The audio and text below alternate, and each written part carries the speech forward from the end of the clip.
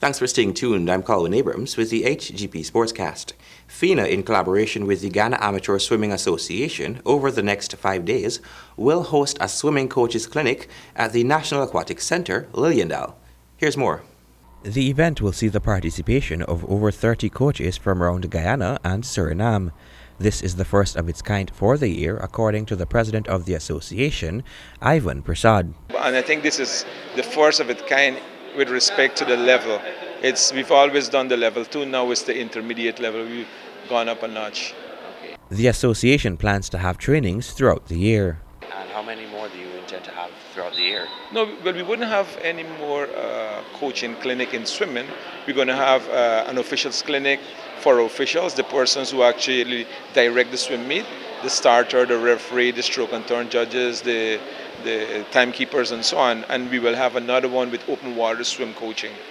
The aim of the event is to improve Guyana's athletes' performance on the international stage to produce more medals for the country. The opening ceremony was attended by the Minister of Social Cohesion with responsibility for sport, Dr. George Norton, who applauded the association and encouraged the coaches to absorb as much as they can. I officially declare this clinic open, and I wish you the most fruitful 5 days ahead. Thank you very much. Such an event has seen more interest from athletes. I heard mention of medals.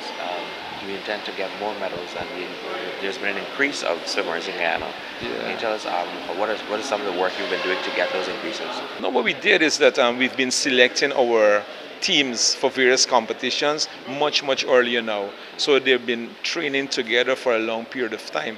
And what we've noticed is that when the best swimmers train together, they actually push each other rather than training separately. So we put together the team much earlier than before. I think that's one of the reasons for it, other than... With the Commonwealth Games to be held in just a few months, this training is definitely necessary for coaches to push athletes for better placement on the international stage. For the Hgp Sports, Colin Abrams. UG Trojans reigned supreme over Cobras and Guardians glided past Eagles on Wednesday night at the Cliff Anderson Sports Hall in the Georgetown Amateur Basketball Association Knockout Tournament. Stanford Howard reports. On night 3 in the first division saw UG Trojans against the Cobras. It was an even-Steven matchup after both teams ended on 13 points at the end of the first quarter. UG Trojans started on a high in the second and eventually ended the first half with a 10 points gap, 38-28.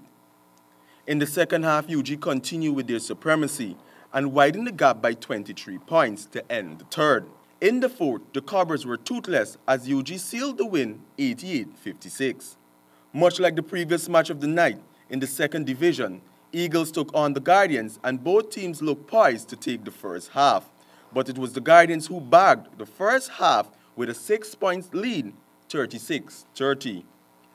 The second half started a bit slowly for both sides, with the Guardians scoring 12 points and Eagles 11. Finishing the third quarter 48-41. In the fourth quarter, UG maintained their lead and took the game 69-60. For the Hgp Sportscast, I'm Stanford Howard. Thank you, Stanford. The Ghana Amateur Powerlifting Federation, in observance of International Women's Day, will be hosting a lifting exhibition on Saturday between 11 hours and 13 hours at the Polya Tropical Camp and Rob Streets location. International Women's Day, which is being observed under the theme Press for Progress, is a worldwide event that celebrates the achievements of women everywhere. This year's celebration comes on the heels of an unprecedented movement for women's rights, as 2018 marks 100 years since women gained the vote after the suffragette movement. Guyana has been matched against Barbados, Turks and Caicos, French Guiana and Belize in the draw of the CONCACAF League of Nations qualifiers scheduled for the 2018 to 2019 period.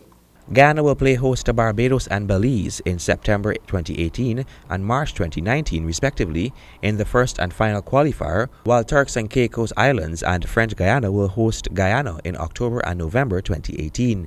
Technical Director of the Ghana Football Federation, Ian Greenwood, said that the tournament will provide a platform for consistent and competitive football to further develop the standard of play in Guyana.